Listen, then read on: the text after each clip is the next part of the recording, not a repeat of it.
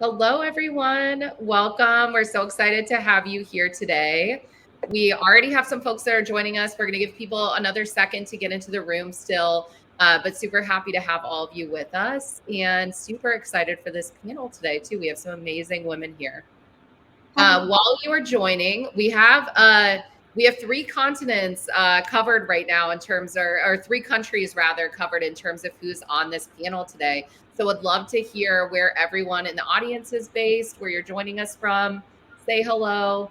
And throughout this conversation, we'd love to hear any comments or questions that you have. So we're super excited to kick off and we welcome you here. And just to start, my name is Alexi Mudwar. I am CEO of Women in Sales. We are a officially global organization that is focused on helping women find success in the field of sales. We provide opportunities in the form of educational materials, webinars, in-person networking opportunities. Everything is focused around helping women find and maintain success in their career. So we're really excited to be joined today by the Zoho team, and specifically Biggin by Zoho. If you don't know them yet, Zoho stands out as a prominent SaaS provider with over 55 products serving more than 100 million users worldwide. So they are quite big and serving a lot of folks. And among its offerings, Biggin by Zoho CRM was first introduced in 2020. It is a customer relationship management software that's designed to facilitate efficient management of customer relationships and streamline the day-to-day operations of businesses and teams.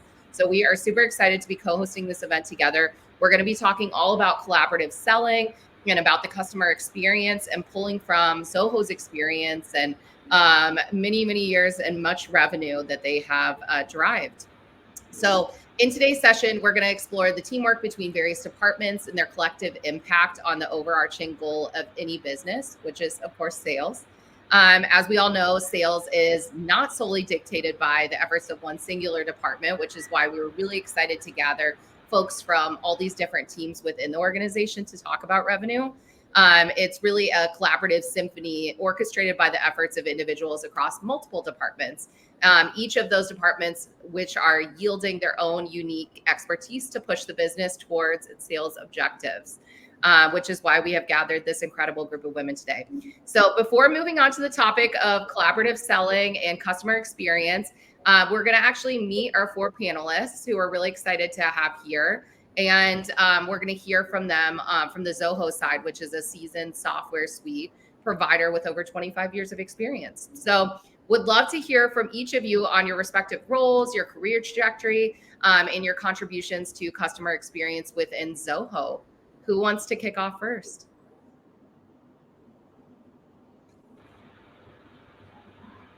Hi. Let me start. Yes. I saw silence, so I thought, okay, let me break it. So, I'm Raji. Don't see the full name here and get confused. So, I take care of the product development. So, I started my career at Zoho 25 years ago, approximately. And in 1999, I started as a software developer.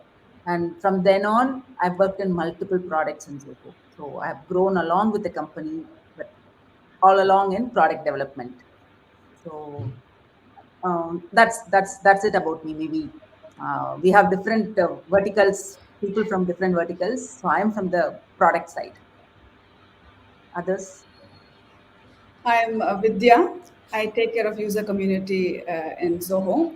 I'm very passionate about customer engagements, and I just completed 23 years in Zoho. This is my 24th year. I'm super excited to be a part of this session and share whatever inputs I can in terms of how community can contribute to improve sales for businesses. I'll go next. My name is Sharanya. I complete 14 years in Zoho in a couple of months' time. So I lead customer advocacy and customer marketing for our CX group of products currently. I joined as a marketing analyst. That's a term that we used to give for a lot of our product marketing folks here in the company.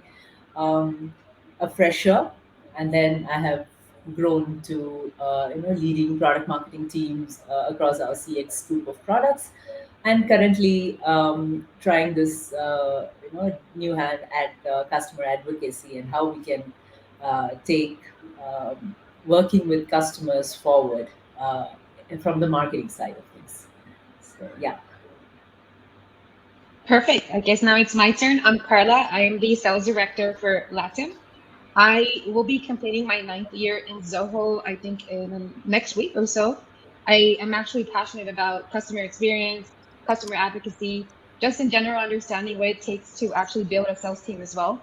I enjoy coaching of the sales team and multiple different people along Zoho. Specifically, I collaborated with executives for the operation and creation of the market for the Spanish-speaking countries, which is currently run by Mexico. Amazing. Thank you all. So excited. I just put a comment in the chat. I was like, these are very long tenures. That's a good sign. That means you all have chosen a really great organization to work for. So super excited to have the 4 of you here today. I cannot wait to learn from each of you and how unique to have people from all different areas of the business collaborate in one conversation. So Carla, we are going to start with you. And we are going to do some tailored questions, but if there are additional thoughts that any of you want to add to any of these questions, feel free to jump in. So Carla, just to begin here, can you kick off by explaining why effectively handling objections and staying updated on industry trends are crucial for driving sales success within Zoho? Yes, absolutely. I actually would first like to start by explaining the way I approach an objection and what I tell the sales team. So in general, an objection is just an opportunity or basically a space, a question that we have not addressed, or we have already addressed and the customer has not truly understood. Sorry. Basically what we see, and to summarize, is an objection is just a space to fill in with additional information, which can be important topics like industry trends, growth, return of investments, etc. So that's something that I like to start with first. Now, when we talk about strategy and why it's important to stay up to date with industry trends, I would see it and divide it in maybe 4 main buckets. The first one would be the tailored solution. So if you're if you're actually staying up with what's happening in the industry and what other specific people are looking into, you will first be able to understand the customer's needs better, which would in return allow you to become a better sales consultant, and will build the confidence for you to approach any type of customer from any industry, because you would now know what the specific needs are, and that would allow you to tailor them. If for some reason as a sales rep we do not have the specific feature, this also allows us to work with our product teams to actually be able to develop more of these features based on requests and just give the market what it needs. The second main bucket I would say is this also allows you to build credibility. When you build credibility, it's essential because this is how you establish trust and create long-term relationships in any type of sales strategy. And also, I think that competitive advantage is another thing that also helps, because not only will you be able to be in the position to actually provide the correct solution or the specific product for our customers, you can also actually explain how it currently meets their needs and how it will meet their needs in the future. And just to finalize on staying on top of the industry trends, I think that the most important thing is once you're up to date with the tailored solutions, the building the credibility and providing the competitive advantage, you actually deliver this final value proposition, which is aligned with what we do at Zoho in becoming a technology provider and providing all the information and at the same time all the technology needs for any type of company in the industry. Amazing. Thank you, Carla. And thinking and really expanding on what Carla just shared, Sharanya, how does the marketing department collaborate with the sales team to ensure alignment on industry trends and objection handling strategies within Zoho specifically? Just like Kala was mentioning, they are the front line. They understand our prospects well. They understand the kind of customers who come in, and they are the ones who are speaking to them. So they have all the information that is required for taking this collaboration forward. So what we from the marketing department do is we have constant meetings with the teams that we are working with, the sales teams that we are working with, at least once a month.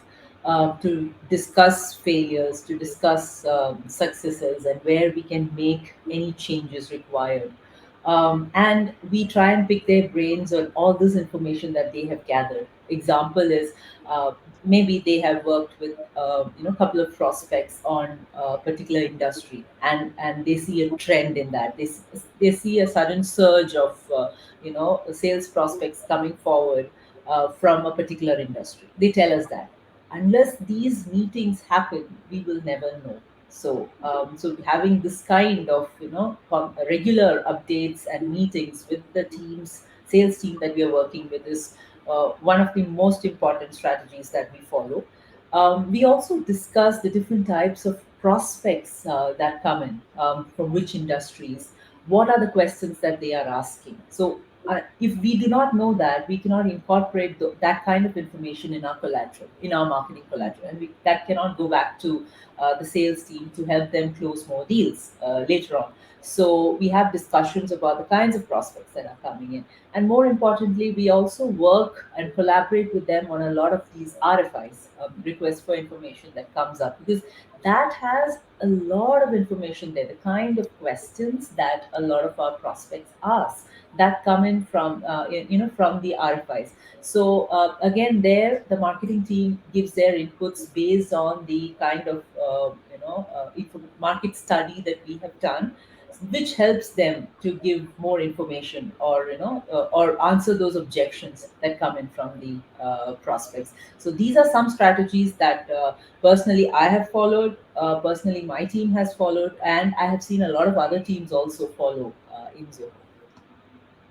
That's so well said. It's amazing to hear that you have a regular cadence that you're working with the Yes. sales team, because it's so Yes. critical, and it's a step that a lot of companies miss, this ability to actually hear the sales team, hear why they're losing deals, hear how they're winning deals, and actually Exactly. use that to guide what you're going to do in terms of collateral, in terms of like what kind of messaging you're going to go to market with. That's a really critical step that a lot of organizations miss. So I think even a great starting point is having those regular meetings and having that cadence in place, and being open to that feedback too, because sometimes it's on the sales team, sometimes it's on the marketing team, sometimes it's a miss on both. And so if we can Right. sort of align around each other and work closer together, we win more revenue and everybody wins in the end. Great. Right. Amazing. Raji, I'm going to head to you next. Why is it important for the sales team to provide input and feedback to the product team during product development within Zoho? Okay. Before I answer that question, product development itself, the product roadmap that we have, or what we do as part of product development, what are the features that we take. So, this is actually driven by two important factors. One is the technology push, and the second one is the marketing pull. I'll just explain briefly what this is. Maybe 20 years ago, 25 years ago, when we were developing products, we were developing using Java as a programming language. Java is typically used in the back end, but we used it extensively even for the front end, and we used heavily loaded swings, and we developed the client. That's what we knew then, and that's what we developed. So, but then technology changed and technology push happened, and we started seeing JavaScripts and JSPs, HTML, and servlets. These were some technology changes that came in, which made the client look lighter and give better experience to customers. At the end of the day, we're all focusing on customer experience. So we have rewritten our own clients in the product because of the technology push, and we wrote the client with the JSPs and servlets. And then another 5 years, another 10 years, I forgot the timeline. But then there is another technology push that happened where single page applications, where you write entire client using either React or React.js or Ember or Angular, whatever be the framework that is coming up. And that is made even more lighter and the experience is better. So I can say that we have almost rewritten the client 3 times in the entire history of the existing products and for the new products that we come up with. And that was because of the technology push. And the second aspect for product development, the market pull, market needs. Maybe if I have to give an example, mobiles. When a lot of people started using mobile first approach. We have to do all the applications that we have in mobile also. We have to come up with all the mobile apps. So these are the two major factors that generally drive product development. But I would say I would put these two on one side and the customer ask on the other side. So that is the balance which the product team has to maintain, because we have the same resources. We cannot take in everything that the technology is pushing or the market is asking, and we cannot have more people to do that. At least at Zoho, we don't do that. We do it cautiously depending on what is required. The balance is whatever be the technology push, whatever be the market pull, what are the customers asking? So that will take priority. So many people are asking, more customers will be benefited because we are a product company. When we do something where more customers will be benefited, we will prioritize that. So for that customer ask, sales plays the major role, because as Saranya pointed out, sales are the front runners who deal directly with customers. So they bring in all these features that are being asked by customers, and that helps in prioritizing what we do as part of product development. So in that sense, sales play a major role. Interesting. It's so funny because I think back to early sales days when I would go to the product team and we'd get a customer request and we'd just say, just build it into the app or build it into the platform, figure it out. And we forget that there's extensive resources that go into that there's other considerations that have to go into play, that you can't always just, if you make one change, that might change something else within the product in a worse way. And then you have to account for that. So it's a good reminder too for sales, on our side too, not only to gather that customer feedback and the ideas for future product development, but to also be conscientious of why product might be pushing back potentially at some of those requests too, or why they might be road mapping those too, because that's always been the running joke too, is like, it's on the roadmap. It's always on the roadmap. But the reality is that, likely product can't build every single request in because you already have things that you have to be working on. So it is a really interesting insight. And that's why it's fascinating to hear from people in these different roles in this conversation too. Vidya, we're going to head to you next. Building on Raji's insights, how does the community feedback and engagement directly impact sales outcomes and customer retention within Zoho as well? I want to give a slightly long answer to this one, if that is all right.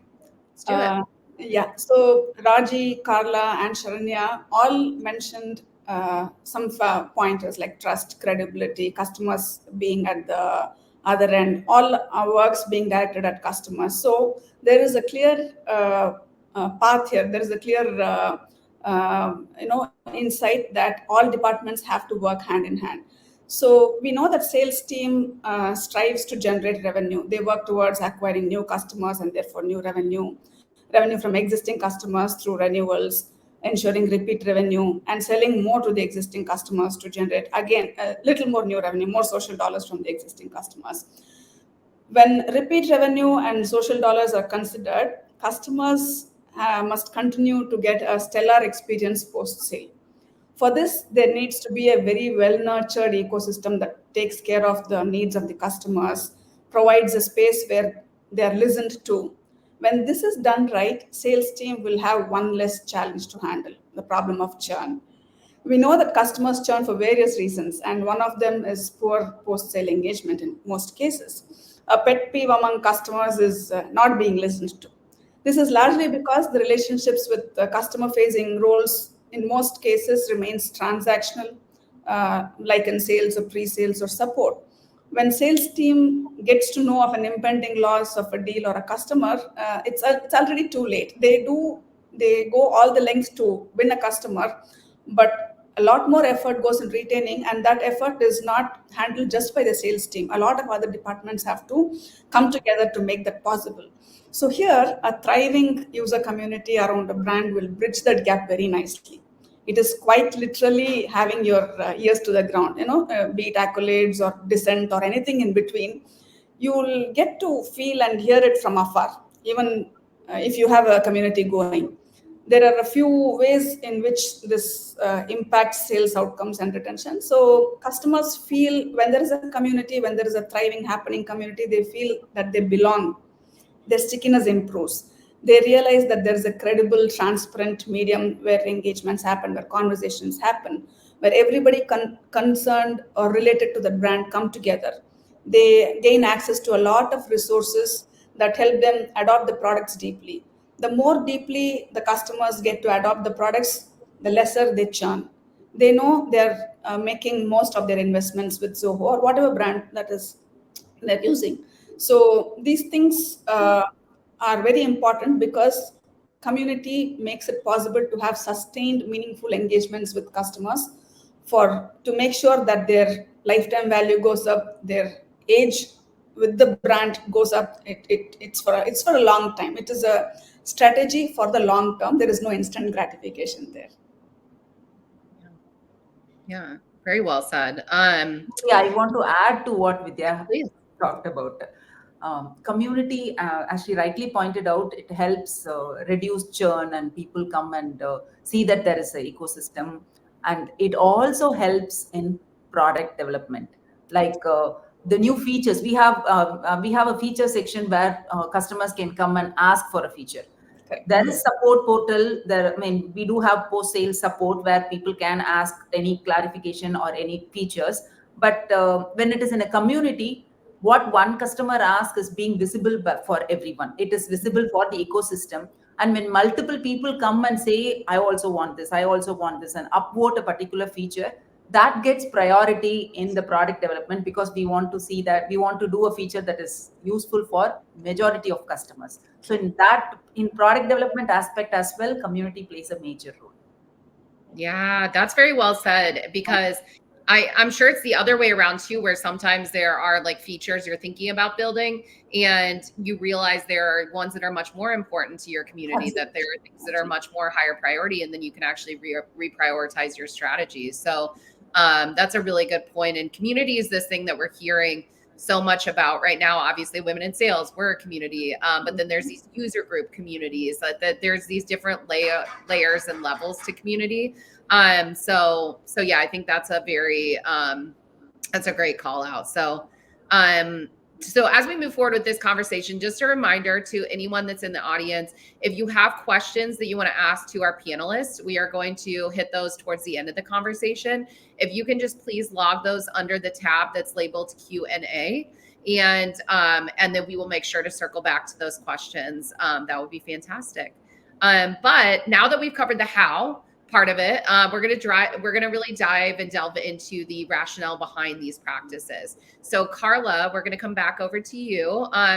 Could you elaborate on how your team approaches overcoming objections and staying informed about some of the industry trends within Zoho? Yes, absolutely. So I would say that the first part of this main update is one, continuous training. So what we do specifically in Zoho, there are, sales trainings that we become part of. There are external trainings with subject matter experts, with people that can even convey, broader pictures of what's happening out there, and that we need to understand in order to be able to take the product or even the sales direction towards what's happening out there.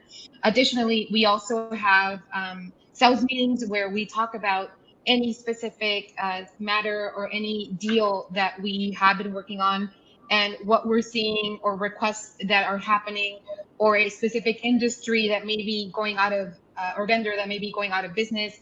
And, this gives us a lot of information to come back and give information internally to our different teams. Second, I think that we also have access to a lot of resources that our marketing team creates.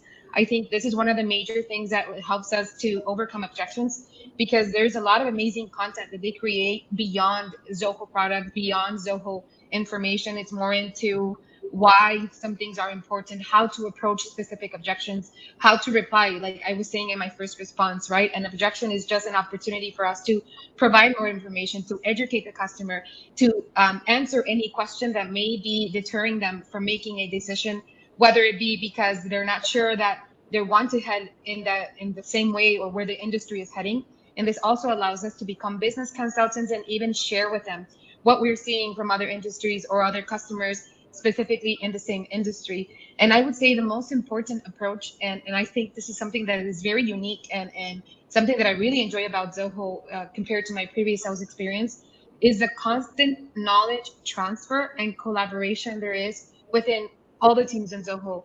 We have an internal application that we use called Connect, where if we as sales teams win a very large deal or a very small deal, but it doesn't really matter. It's actually more into what happened, what objection was it, how do we overcome that? That's something that allows us to understand globally, being that maybe right now in LATAM, I'm dealing with specific requests, and somebody in India or someone in Europe as well is dealing with this request. So I think that this constant knowledge transfer and just general information. We also have our internal click groups, like which is equivalent to what you were asking us, telling us yesterday with your community Slack. We also post about this. We're continuously talking about, hey, this is what we saw, FYI, or any privacy matter, any security matter, and why it's important for us to be on top of every specific request. Or maybe we can say, okay, this may be a time for us to post something specific towards that topic, because now we are industry matters experts. So in general, this is our approach, along with I would say the constant development of our strategies to actually get to A to Z and understand how we got there, and at the same time look back and think about where we were, where we are now, and where we're heading. So I think in general, that is our current approach. Love this. And I think it's so critical, especially in sales, for us to talk about objections, not always in a negative light. Oftentimes, much like you said, Carla, it's an invitation to educate, it's an invitation to continue the dialogue. And so often we view objections as a closed door, or missed opportunity, or they didn't understand, and often they didn't understand. So it's an opportunity for us to engage in conversation and to help that buyer to kind of bridge that delta between what they know of us and what they don't know. And so yeah, I think it's amazing that your team is constantly looking at those objections. I think it's also so critical to look back and understand, like you said, across the board, whether it's a smaller deal, whether it's a bigger enterprise deal, what are the objections that came up? How did your team overcome them? How do you transfer those learnings internally? Because that's one of the greatest learning lessons, is what did one of your colleagues do to overcome the exact same objection and win a very similar deal? Because when you unlock that, you can unlock numerous deals for the entire organization. Everybody wins. So just good, very good talking point here. Gets me thinking.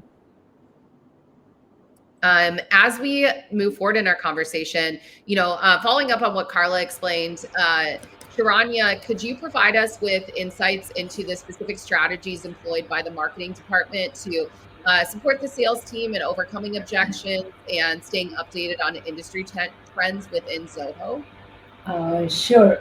So I think Carla answered part of this question already, where she said that the collateral that we create is what helps them answer these objections or deal with them. So that comes back to us in a way that we have to make sure that information that we create, or whatever we create, the collateral that we create, is available to all the stakeholders, starting from sales, even product, or marketing, community, or support, customer experience, whoever it is. We have to make sure that the collateral that we create is available everywhere within the organization. So we have common folders that is accessible by all, any employee who requests or who needs that at that point in a time to close a sale or to deal with an objection of sorts. And we make sure that that information is always up to date. So as you grow, that may not be very easy. It's not like you create one collateral today, and then you sometimes it just sits there. You never realize it, and then you have somebody from sales who picks it up and then tells you that this is not this is not up to date. This is not updated. So that comes to my second point, where I say we take feedback as well. So we have to take feedback from sales, good or bad, whether we like it or not, and take that up. In fact, I remember one of the best lessons that in marketing that I received from some of my mentors were on prioritizing marketing collateral. So they were like, you may have 10 tasks in hand, But if sales asks for something, you stop everything and you just finish that. That's it. That is your priority list. So even today, after so many years in marketing, if somebody asks me about prioritizing, this is what I tell them. So you keep it updated, keep collateral updated, you keep these trends updated, you keep your documents updated, and keep it in a place where it is accessible for everybody. So in Zoho, we use what we call Zoho Work Drive, which is a common folder. Everybody has access to such documents and the collateral that we create. So that is one of the most important strategies that we follow. And in addition to that, the feedback that we get from different teams, we try and incorporate that as much as possible. And keeping a communication line, an open communication line. Carla mentioned about the different apps that we use, like Connect and Click, these are chat channels, or they are groups where we have a lot of discussions happening. So whenever we have somebody from sales team or customer success or customer experience or any team who comes forward and puts up some information, we keep those communication lines open, and this is a place where we contribute as well. So we have something new to offer, a new collateral that has come in, so we put it out there. Let's say we put out some a case study in a particular industry, we have written that, or we have a video case study, we've worked on that, so we put it out there so that the team is aware that there is something new that has come up. So keeping communication lines really open, so this really helps. So these are some of the main strategies that and in marketing that we follow. So there is no other way this can work together. So especially for marketing, if we do not work with sales, I don't think either will succeed. So I mean, I think that's it. So these are some of the strategies that we follow. Yes. I have a follow-up question if you're willing to take it, Sure. Sharanya. As Of I think course. about my past and working in sales 10 plus years, and sometimes there is collateral that I've realized, didn't land well with a prospect or isn't like communicating what we meant it to. What is the Right. best way that a salesperson can approach your team and actually like bring that up without it being combative or negative? I'm just curious for the sellers that are on this conversation. Carla may have No, perspective on this too if you've had to be on the other side. no, we just take it as it is. If you ask me, we take it as it is. Like if I have had these conversations with a lot of people in sales who tells us that, hey, look, you told us this, but this is not what the prospect expected, and it didn't go well with the prospect. So I don't think it went well with them. The best part is having that communication helps us, give us some time to correct or update what we want to. But I feel getting that comment or feedback as it is the best way that we should work together. If you ask me, that's my answer to it. Kala, do you have a different take on that? Yes, yes, yes. So you see, this is actually a very good question because just like Sharanya was saying, one team cannot, we coexist. One cannot happen or one cannot function without the other. But like you said, usually there's a lot of combativeness between these two teams, right? And it's crazy to see it because this is another question that I remember that another customer asked us on the call. So if I'm asking you for this specific, content, or in this case, this doesn't work for me, can you request it? How fast can you get it? Will your team work on it? And I would say that one of the unique things that we see is actually building a very positive cultural like organization where in Zoho specifically it's more about, like she said, we're all collaborating, we all will provide feedback. But something that has helped us specifically is that I provide constant, even positive feedback, meaning like, hey, specifically, hey, Sharania, thank you for this piece. This actually helped me close this deal, and I want to involve you into making you part of my success, right? So as you make them part of all the winning deals, as you make them part of how the growth has been happening thanks to the collaboration that we've seen, I think it's important to also understand and approach this when something has to be done, like you said. So something that we do when we do need to request something is just involve them in our close. And this is something that a lot of product marketers are open to. Not even product marketers, product managers, executives within Zoho, where we say, look, we want to show you why this is a request. And when the product marketer comes and they see and they understand it from the customer point of view, they say, okay, you know what? Yes, I just need to tweak maybe this wording or this message. and this actually enlightens them to understand if they need to create maybe separate content pieces for a retail customer, a mid-market customer, an enterprise customer, industries, right?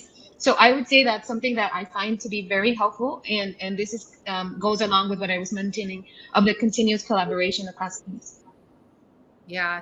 Yeah. And I think there is truly nothing more valuable than actually getting some of those other teams within the company involved in those customer conversations. There's nothing more powerful than actually hearing from either a current customer or potential customer about how they're going to be using this, why it's important to them, why they need it to be prioritized. Because again, it helps you guide direction internally. It helps you understand prioritization as well. So yeah, I cannot recommend enough bringing in folks from different departments into these conversations where it's applicable. Raji, would love to also hear from you specifically on this too, broadening off of what Sharanya and Carla shared. Could you explain the methods, from your perspective, at which the sales team communicates feedback to the product team and how this collaboration is facilitated within Zoho? All right. I think Carla has answered it already, most of it. Okay. She says we take the product marketing team to the calls. I would say the product team goes to the call. Okay. Otherwise, you keep talking. It has to get into the product. You have to see it working. So at least at Zoho, I would say most of it starts with the product. The product does the sales. The product does the marketing. You need to have the product in place. So maybe in some cases or in many cases, the product management team or the product development team itself joins sales team in the calls just to make sure they don't overpromise. Okay, in the urge to commit to the customer and close the deal. Okay, this is done. Oh, who will do this? You can't get this done because we know how much of work is involved behind. So we make sure you're not giving any promise, you're not giving any timeline, because that's the next question that you'll get. Okay, we will get this done. They want the deal to be completed. Okay, we'll get this done. The next question from customer will be when.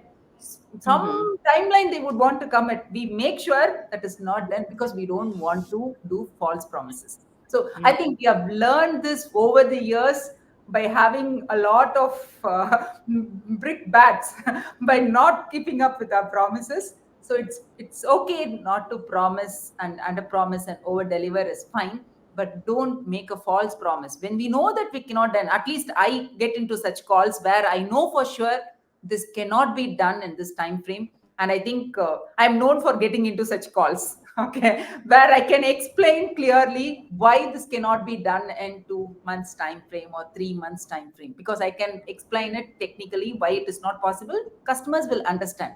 We need to just keep that open communication. So that is important. So in that sense, sales team, how do we enable this collaboration? I mean, collaboration is the key, and we have all the tools that are required for collaboration within Zoho itself, which we use extensively within Zoho, which is being used outside as well. So we use all these tools for our collaboration. And the other aspect that we do take care is we make sure that we join the calls. They have account management calls. Sales will have account management weekly calls or monthly calls with the customers casually. We make sure there is a product person in that, and there will be sales meetings that happens, weekly meetings, monthly meetings. Different teams follows different strategies, and we make sure the product management team is there in the sales meeting to know both positives and negatives from customers. What were the ones that we won? What are some of the deals which we lost? What is the reason for the loss? We sit and analyze all that. Likewise, when we have a product management meeting where we discuss about what are the features that we will be taking up, we will have the sales lead, at least the sales lead, join the meeting so that they are aware of what is happening. So the different teams here, they cannot work in silos. It's not just sales and marketing. The different teams that a product is involved around, we all work in collaboration, and that is the key for making sure that we deliver best experience to our customers. Yes. I saw Carla and I both kind of chuckled because we both, I'm sure, been on those calls where we're really excited. We want to close the deal. And yeah, you don't want to overpromise. It's your personal brand on the line too if you overcommit to something and the timeline is not realistic. So I think it's a really good idea to have these resources as part of those conversations so that they can kind of make sure that we aren't saying something by mistake. And I think your point is very well taken in terms of having also sales leadership involved in those product meetings so that they understand the product roadmap. It's so, in my experience, in my 10 plus years, more often than not, product kind of shows up to sales and wants to have a keen insight into what sales is working on. It's for whatever reason much less frequent where I see sales, actually someone from the sales leadership side go to product rather, and have an eye on what they're working on and what the roadmap looks like. So I think, like you said, it's so critical that these groups are not operating in silos, that they're not just individually working towards their own goals. They all have to be communicating with one another. Otherwise, we're overselling, we're overpromising. We set customer success up for failure because now the customer is angry from day one, and then you have like product who gets the blame. So it creates this like awful kind of ripple effect down the rest of the organization. So it's just incredibly. Sometimes I've been in calls, I have explained, sorry, this is not possible. It's okay, we lose. We just deal. I mean, we talk to them in a nice way so that they come back sometime later. Because certain features that they ask for, it's not, even if we take a year, we will not finish. So I'll say, sorry, we don't have. So I get into such calls. Yes. Yeah. And it's true. Sometimes you have to have those very open and honest conversations, because if you do not have whatever that capability is there, and if there isn't a workaround or something that they can do to bridge the gap, I mean, there's no point in bringing that customer on board, because they're going to have a miserable experience. They're going to tell their peers that they had a bad experience, and it just creates more chaos. It invites more opportunities for people to look at your company in a bad light. So yeah, this is really critical conversation. I'm glad we're talking about this. Any other thoughts here before we keep moving forward? I actually want to add something that's very important to what Raji was saying. I realize that sometimes even for sales, customers may come with a wish list. And it's crazy because sometimes that wish list, it's like, okay, what are you currently using? They're probably nowhere near that. And when you analyze, okay, who else, may I know who else you're analyzing competitors? And then you realize that no other competitor has it. It's also for us, our job to start educating and have like a reality check, right? Where, hey, maybe this can be done to a certain aspect, but in this case, why don't we focus on the things that you need at the moment, right? That are possible with the current solution that any other vendor may have. And then we may say, let's highlight the differences of how this can empower your growth, how this can empower your return of investments, and at the end, take you in the direction that you're looking for a solution in the first place. But something unique I also want to highlight is that, like just as Raji was saying, it's amazing when we have product managers on the call, because sometimes we don't know that a feature is already coming, and they help us to say, well, you know what, it actually addresses this way, and this is what it's going to do. Let me show you. And they sometimes give you like very small, tweaks or sneak peeks of specific things they're working on. And this allows customers to actually notice and see, you know what, this team is working very, very collaboratively. They are interested in, guiding me to that closure. And at the bottom or at the end of a line, I would say that this will all summarize to the specific educational part of our sales process, right? Because I think that most of our sales, a lot of people are accustomed to just be a heavy, aggressive seller, which is just buy it, buy it, buy it. This is what you'll get in return, and they're not focusing on educating possibly what we're seeing in industries, and at the same where we're heading as a company and where they should be heading, because other companies in the same industry are heading towards that direction. So that's something I just wanted to add to this point. And thank you, Raji. That's amazing. Very good. Well, kind of closing the loop on this conversation around feedback, would love to also hear from Vidya as well on the community side of this, to better understand, if you can shed some light on the initiative Zoho undertakes to harness that community feedback and foster engagement, and consider those impact of those sales outcomes and customer retention. Yeah, sure. Zoho has a vibrant user community. When sales team talk to customers, the engagements is one-on-one. It is one-to-one interaction. So community enables this many-to-many. So that is the biggest advantage. So we need to have a proper space where these engagements have a very good positive impact on the entire way all the departments function. So we have created several avenues, both online and offline, for the customers to stay engaged with us. So there is a forum for each of the products that we have in Zoho. There are a lot of subcategories. There are exclusive channels set up for the community members to engage with their peer group contextually. For example, we have vertical-based Zoho user groups. There is a user group for real estate vertical, for e-commerce, for healthcare. So we try to bring in, we enable the customers to connect with their peers from their verticals, not just as Zoho peers, but also as peers from sharing the same vertical. So there is more effective knowledge transfer, knowledge sharing, and learning from each other within the group. And Zoho also contributes this. And Zoho, we learn a lot from the community in the process. We also encourage the customers to very actively leverage community, ask questions, get answers, share feedback, and all that. So the premise here is, of course, like Raji said already, if I have a question today, if a customer has a question today, it is highly likely that 1,000 others before them have had the same question, and there are answers already out there. They don't have to necessarily wait on support or go around about finding a solution. All they just need to do is tap into the power of community to get their answers. Self-help at its best. And collective feedback. Again, I think Raji brought this up again for the product management. A lot of collective feedback helps us realign our roadmaps. This delights the customers. We definitely will not be able to meet on all the promises. We'll not, as they've already, Raji, Carla have already said, Zoho has gotten a lot better at not making promises. We try to push the promises, but we try to under promise and deliver as best as possible. And community serves as that medium where collective feedback is possible. We are able to weigh in on the different ways in which features can be prioritized. And when something gets prioritized, we go back to the community and tell them. And when something is not prioritized, we don't see that happening, we keep the community posted on that as well. And that is something the community really appreciates. So to complement the online engagements, we also have about 160 Zoho user groups, city-based user groups. We do regular meetups in all these cities across the globe. In fact, in 23, we did about 560 in-person meetups. And in the last 3-4 years, we've done close to 1,300, 1,350 virtual meetups, vertical specific meetups, role-based meetups. We'll have meetups for developers, for example.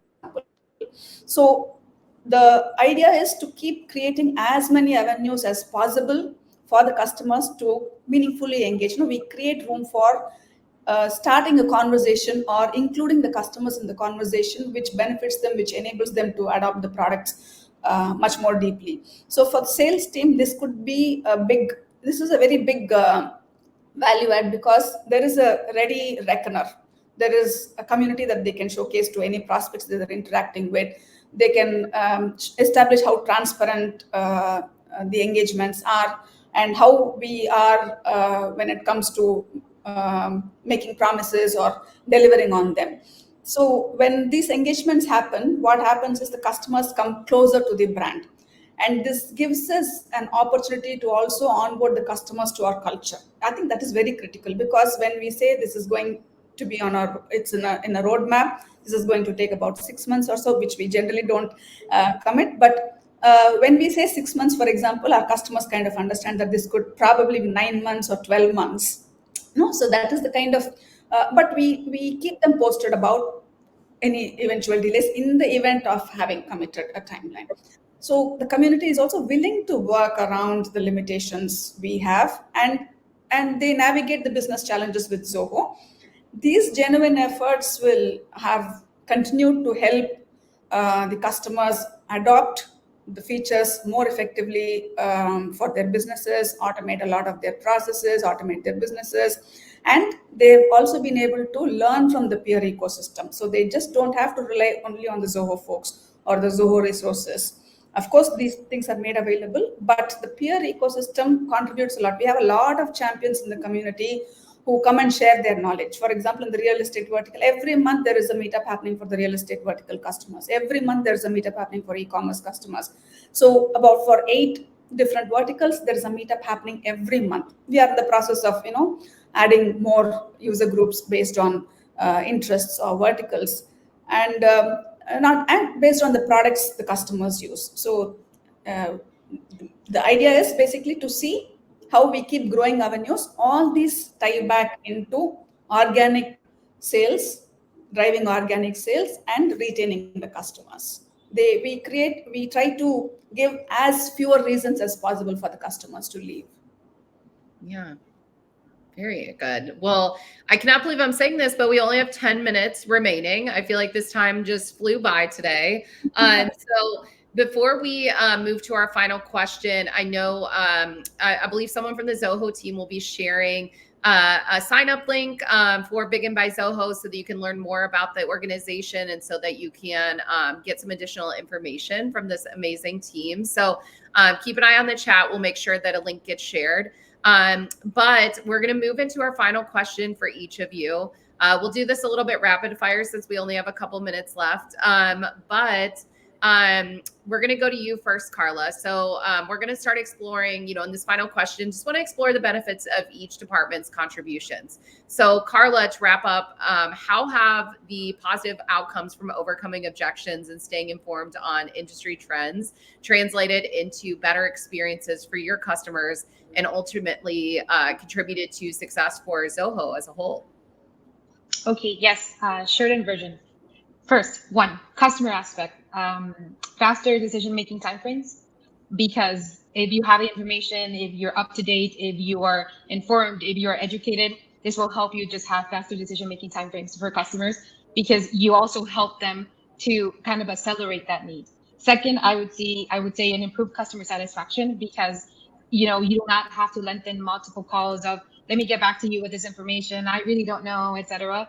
And it just helps you to quickly navigate through the customer's requests.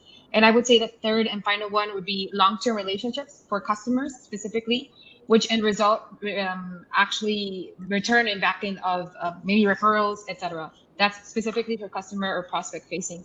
Now for Zoho, what has this taught us and where are we today? One, we are now positioned as subject matter experts. People look up to us. People want to talk to us. People want to understand analysts, industries, what Zoho is doing, Zoho way, and why we are so successful. Second, this also is an opportunity for us to build trust and relationships as a corporate. And at the end of the day, we become one of those referrals in the industry, which has allowed us to continue with the growth. And that's summarized. And now I pass it on to the next person.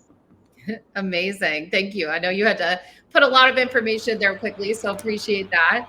Sharanya, we're going to go to you next. Can you provide some tangible examples of demonstrating how successful collaborations between sales and marketing have led to heightened customer engagement and improved sales growth at Zoho? Yes, I'll quickly give you a few examples of what we do and how we do. So some examples include some of our case studies or testimonials and the reference customers that we work on. So all of that information comes from how the entire team, sales, customer success, product management, community, all of them work together on a particular customer and on an implementation. So we make sure we have proof of that shown out there on the internet for other prospects to see, and we get all of this is helpful for sales to close another deal or from the similar industry, and so on and so forth. The other one is better thought leadership or industry content based on the kind of prospects or customers that are coming in from various industries. We create best practices documents that help the sales team work on further deals from similar industries. So that takes this forward. Then we keep the engagement with the customer going forward even after a sale. That is making sure we work on advocacy programs and various campaigns, so that showcases proof of Zoho's abilities, strengths to other people who are looking at exploring Zoho. And many of these basics like product comparison documents, or what's happening out there in the market, or working with a lot of our customers who have knowledge on the industry. So these are some examples that are out there that the marketing team works on. We work in collaboration with a lot of teams, just like Raji was saying, a lot of other teams, including product management, customer success, support, community, all of these teams, and we work out these. So this helps improve sales, because we are showing proof of our abilities, Zoho's abilities, and how we have grown from being able to handle simple solutions to complex business solutions. So yes, these are some examples, and they're all out there on the Zoho's website. So anybody can please take a look at those. Amazing. Thank you. Yeah. Raji, we're going to go to you quickly. Could you shed light on the specific benefits that Zoho has reaped by incorporating sales feedback into the product development lifecycle?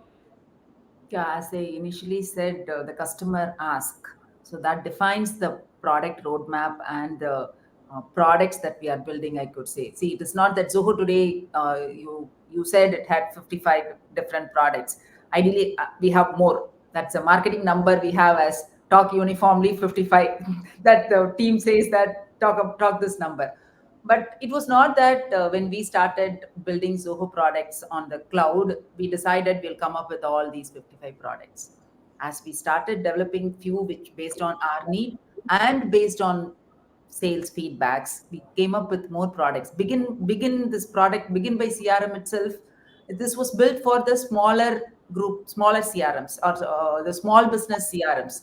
So that was again based on feedback from sales. So the new products itself, we were able to launch from the existing products. We have smaller products, we have bundles. All these approaches are based on sales feedback, and that's how the company has grown or the product itself has been matured. Amazing. And we're going to close with you, Vidya. To close out our discussion, how do you envision the community engagement efforts contributing to the long-term goals of sales growth and customer loyalty at Zoho? Okay, so like I said, there is no instant gratification when it comes to seeing results from community efforts. It is for the long term. So at Zoho, community engagements are hyper-personalized, like I told you. So there are a lot of groups where customers join and contextually engage. And the goal of every engagement is to enable and empower the customers. We involve the product managers and the developers in the discussions that happen in these groups. This allows faster learning and better adoption of the products. And we involve the community members in other activities like early access programs. We encourage them to take the new features for a spin before the GA release. They share valuable feedback through different stages of development, and they walk alongside us. They appreciate the efforts Zoho puts in to involve them. Their trust goes up, their loyalty goes up, and these engagements are non-transactional business engagements. We also try to institute rewards and recognition program for a lot of community contributors. This motivates them to be with us throughout our journey. All these efforts have also helped in customer advocacy, and we have several customer champions. To just sum up, I'd like to say that building and nurturing the user community will always be a work in progress. And all these will definitely keep tying back into organic sales growth and improving brand loyalty. Yes, very well said, and very applicable of any community. It is always a work in progress. It is always about listening to the individuals and taking their feedback. So thank you. I cannot believe that we are at the end of our time here. I feel like this flew by. Learned so much from the four of you, especially learned some perspective on different departments that I've worked with and how I can better collaborate with each of them and why it's important to, and how it will help us as sellers win more deals, which is ultimately what all of us want in the end. So thank you all for your thoughts and contributions to this conversation. We ran out of time for Q&A, so we won't have time for that. But if anybody has follow-up questions, you can post those into the Women in Sales Slack community. I dropped a link in the chat here so that if anybody wants to join, you have a link to do so. As well, in the chat, you will also find a sign-up link for Big by Zoho. So check it out. That is here. We will cross-post this information into Slack as well and onto LinkedIn. So even if you miss it, you'll see it in one of the other locations, and you'll always be able to find it. So thank you, all of you, for joining us today, those in the audience, and also to our incredible panelists for being part of today's conversation.